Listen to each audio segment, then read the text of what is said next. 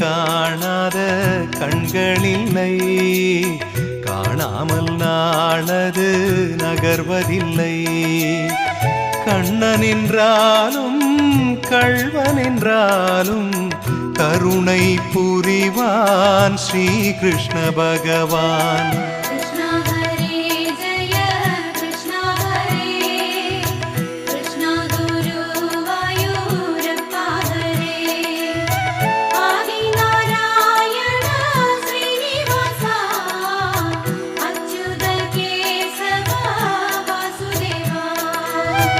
அழகிய கண்ணனின் அடிதனை எண்ணுவர், அவனது தொல்லைகள் அனைத்தையும் தாங்குவர்.